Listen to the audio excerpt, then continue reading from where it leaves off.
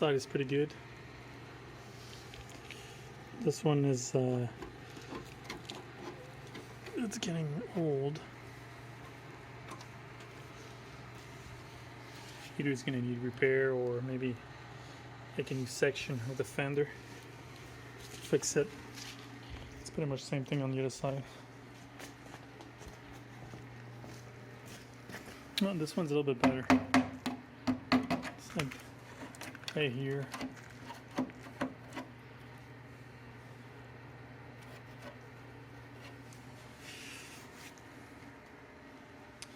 But I'm surprised like how good the shell is.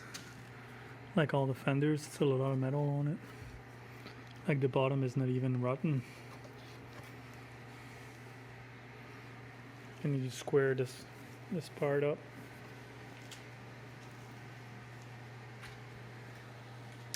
And pull that engine out. Got my wire harness today, so let's check it out.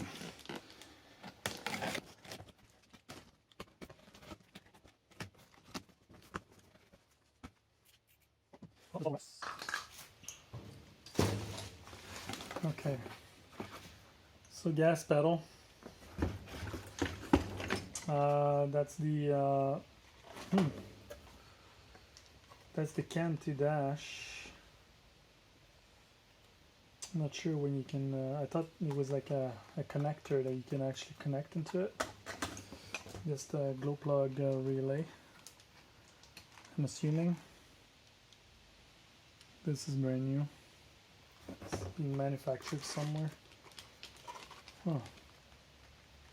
What is this guy? Gonna have to check in the instructions. It's 12 volts. That's the tech converter. So tech converter.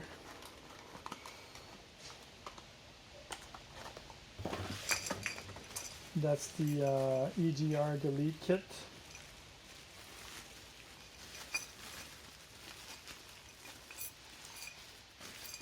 Comes with all the hardware, plates, bushing, the vacuum. What is this one? Seems like a coolant sensor. So there's a bunch of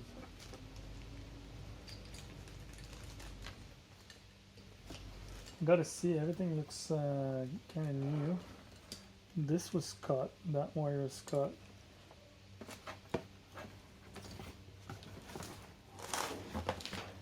That's my relays. That's an ECU, used ECU that they flashed and provided. This was $300.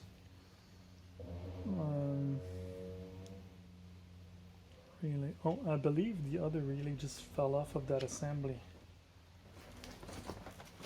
So let's put it in. All right.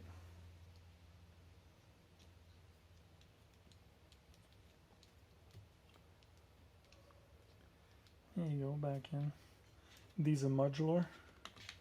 So if you want to relocate them somewhere, I guess you need to do splicing, but this looked like a Bosch 12 volt. This one I'm not sure what it does. Must have to do with gas or the ECU probably. Yeah. And so big mess. I have my invoice and I have the instructions here. Okay, so this comes from a 2009 Jetta. This is the breakdown of the harness. Tachometer, converter.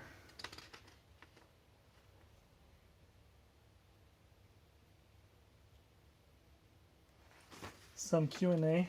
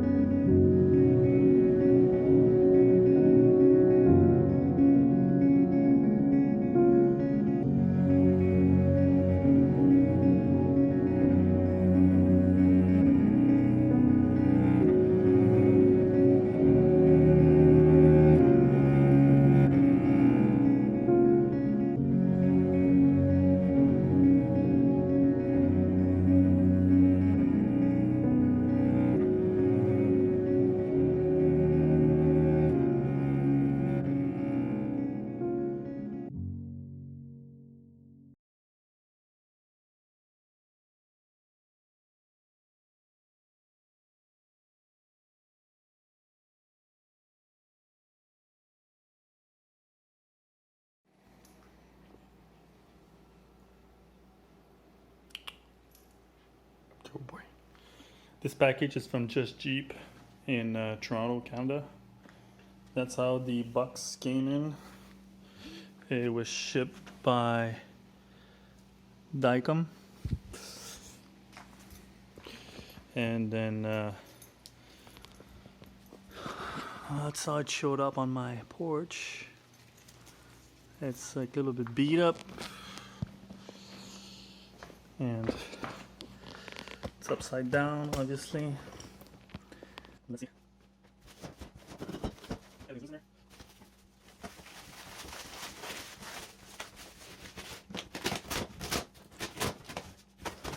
Okay.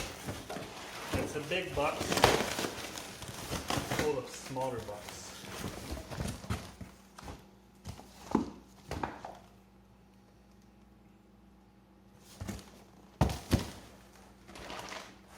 This was loose somewhere. These are supposed to be body mounts.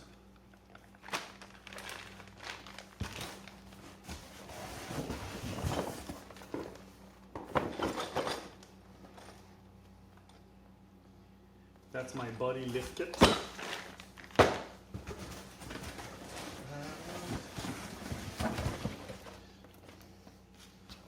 That's my rebuild kit for the differential. Oh, nice.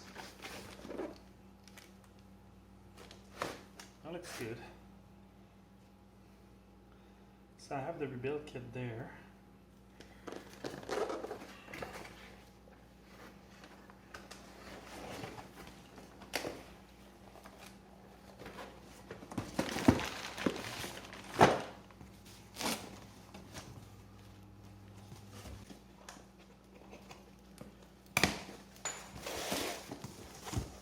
Okay, good.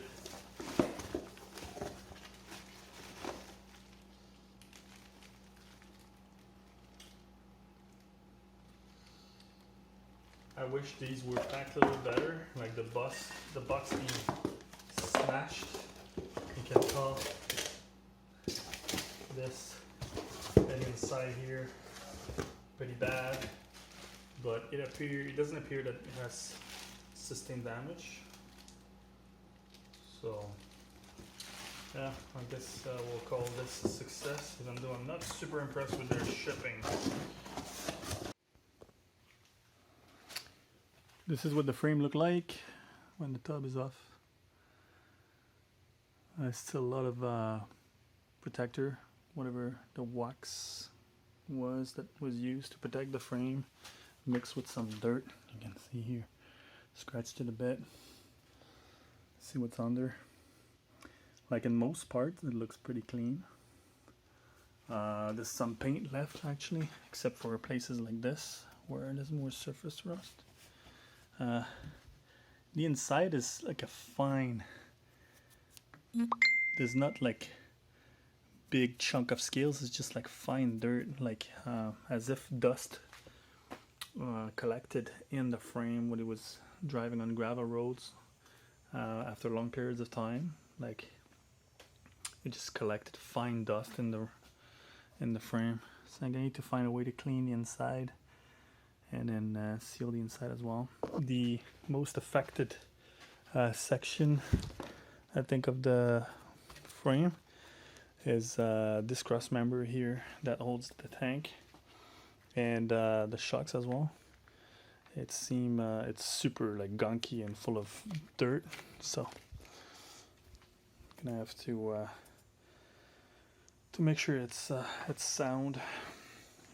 This is the engine harness. I still need to find a way to unplug this plug without breaking it. That's the section that goes to the sending unit in the tank. All this is gonna go, I believe, gonna be replaced by my fast forward harness, and then take all the lines off. I don't know if they're gonna be salvageable, but that's what it looks under the gunk. So the plan is, well, first I'm gonna need to reassemble the NV3550 that I'm not sure if I'm gonna use. I'm not so confident in my skills for reassembling it, and then so I'm gonna have to make a decision, either keep the AX15 I think that's in it, or swap it for this one, because the other one is good and it works. So then remove the undercarriage on the frame. First probably empty the gas that's in the tank and put it in the van. But now I'm back in the shop, so it should be much more functional. This is all the parts that I need to sand down and line with the Raptor liner. Yeah, so I didn't have the space to put that in my shop before, so I made some space, reorganized a bunch of stuff, and then now I can work from the shop. So I have my air compressor and then the air tools and all, so it should be much more efficient now. So anyhow, that's where I'm at.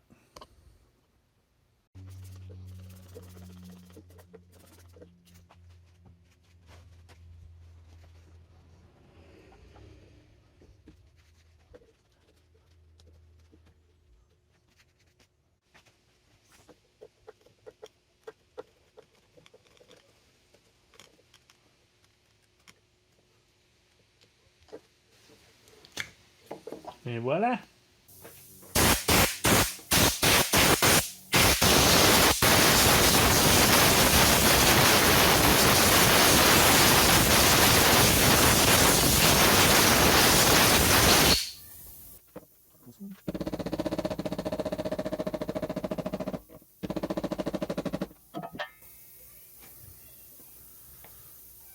Surprisingly, the plastic holds.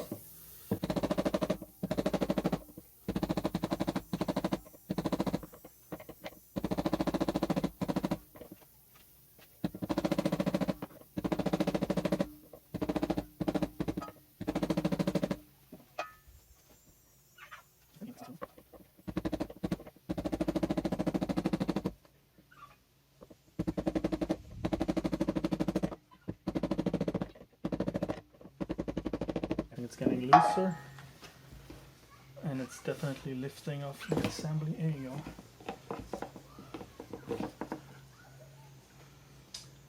I feel I should have a catch pan under that.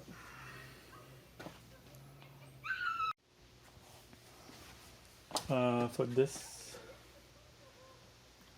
connector, you just squeeze the green plug. It's like a very soft plastic, so it's pretty easy. You just squeeze the green tabs and you pull, and it comes right off. Now, I'm assuming there's a seal, and you can just pull on this, and it should come right off.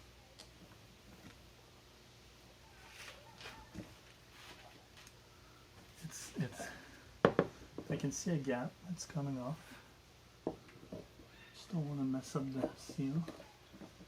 Good thing I think this has been replaced like fairly recently, so the whole unit seem fairly new. So this is spring loaded, oh yes, coming out. So this is spring loaded. When it was free from the seal, it popped right up. Seems like it's spring loaded.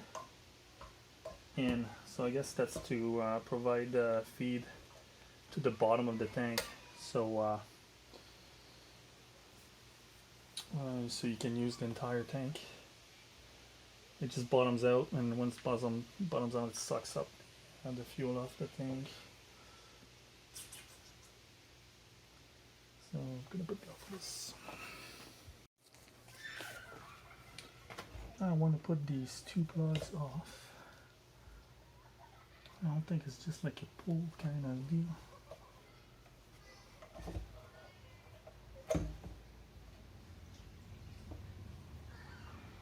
No, this thing is bigger than I thought.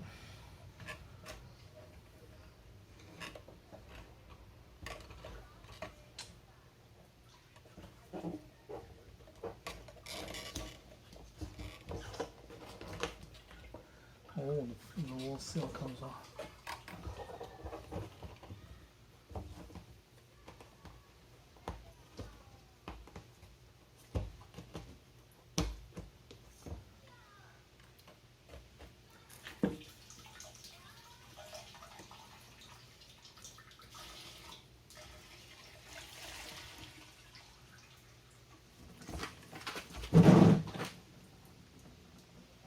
Okay, it's a good thing I have my catch can. Like there's a groove that goes around the tank, and with a channel that slopes down under the tank, and I guess it falls into the tank armor, and then leak through the hole under. I had my pan right there, so that would. So freaky. Okay, that's the connector. Nice.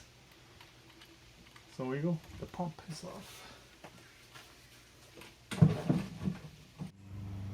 Okay, now that I jacked the Jeep, like maybe 1.5 feet, so the catch tank is lower than the tank, so gravity should work.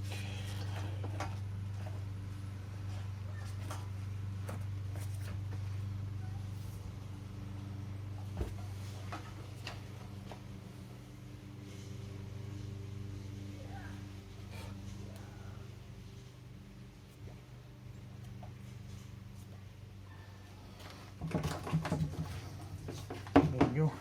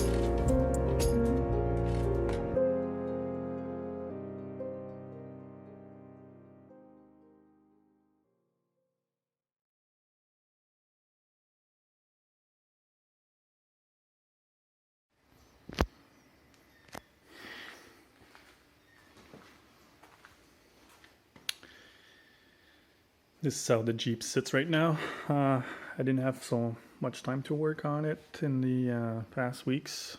I've been very busy at home and with the kids, and my wife bought a dog as well. But today's the day. My wife is out. She took the kids. It's 10 o'clock in the morning. So I have a full day. I can work on the Jeep.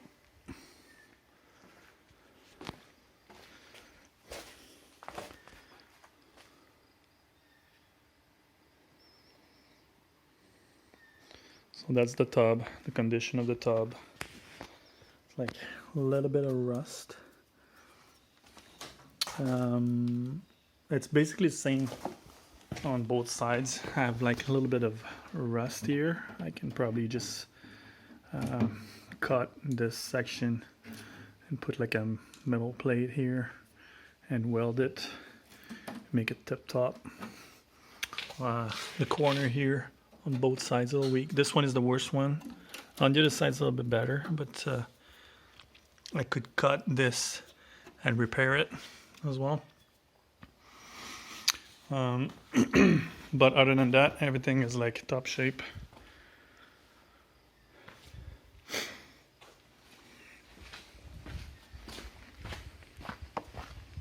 Spela bene.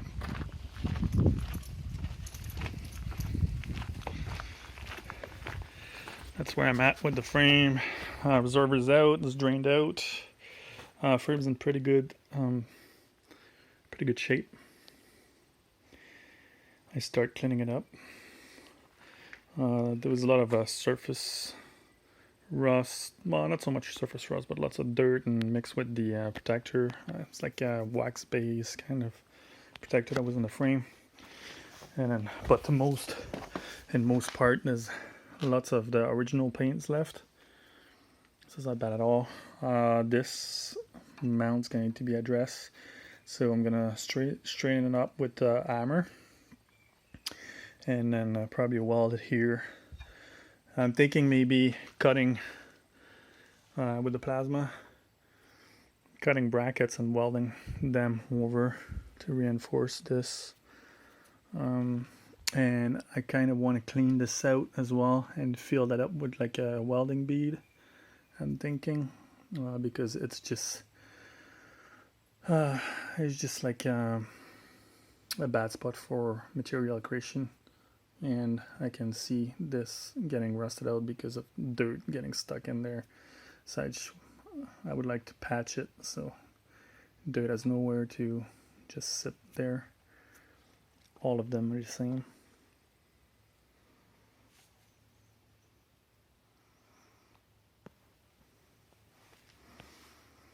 So yeah, I'm just gonna clean up a bit the shop, make some room.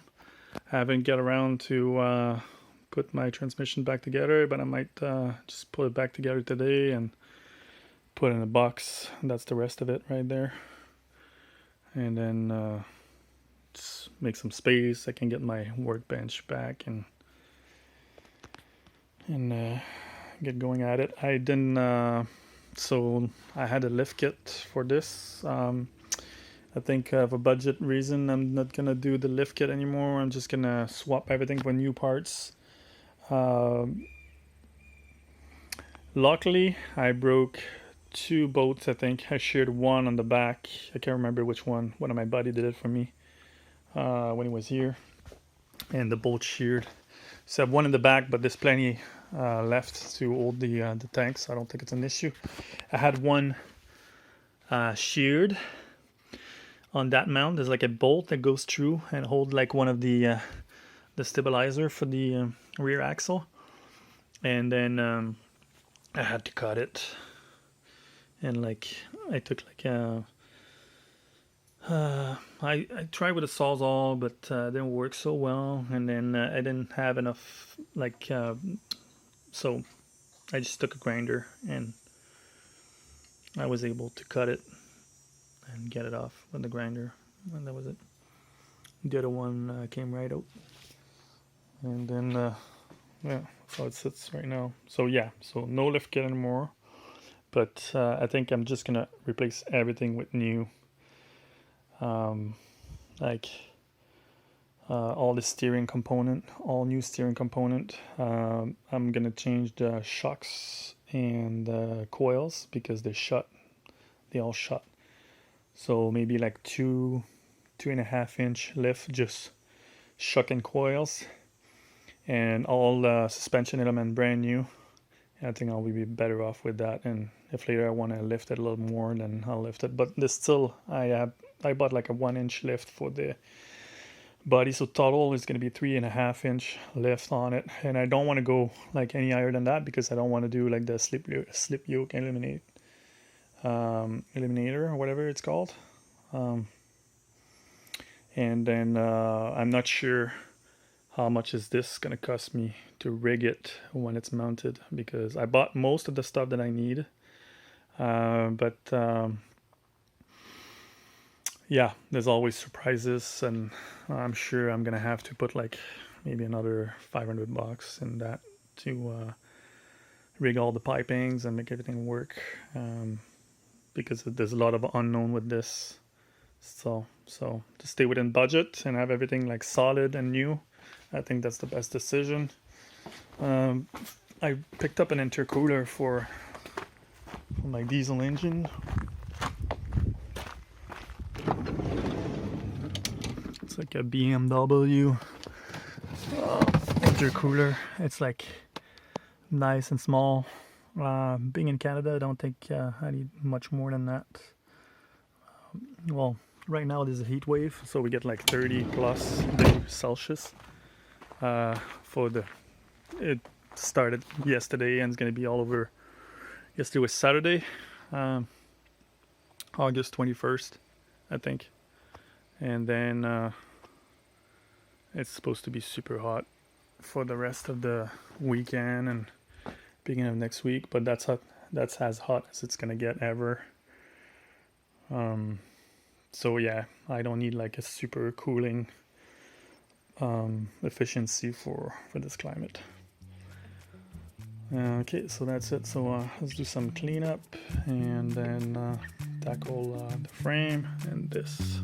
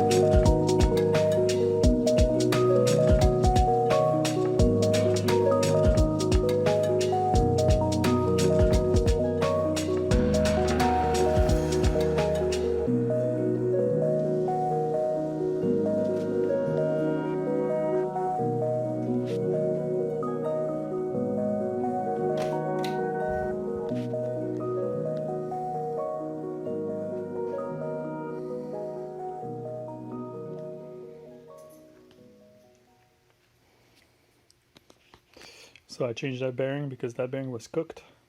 So I had one in there, brand new.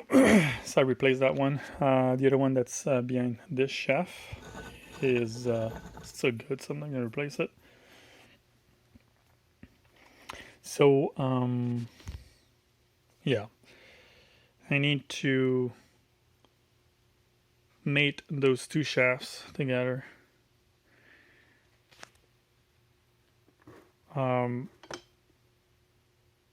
Made this part to the gear basket as well, and as a wool, drop it in there, I believe.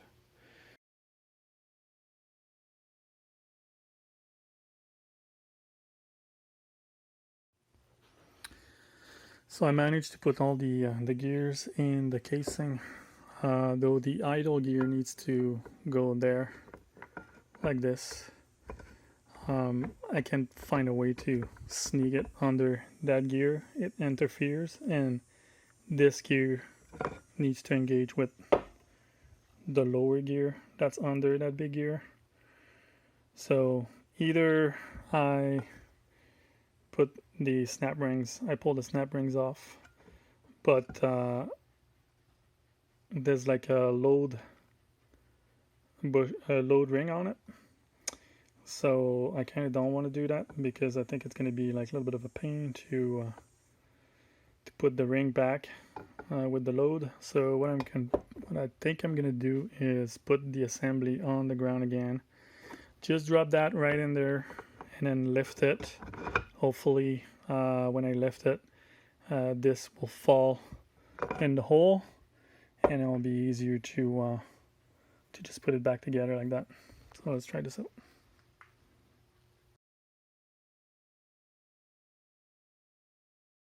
This way.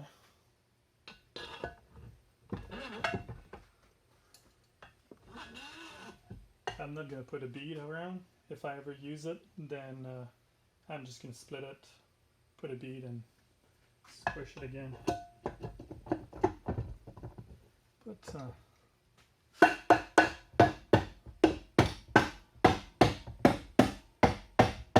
as for now, I'm just gonna put the bolts back on and store it.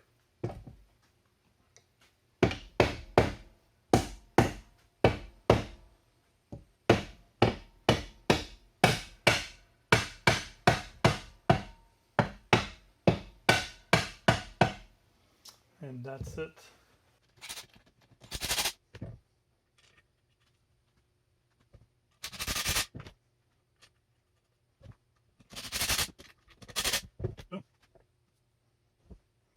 That's it, off to storage.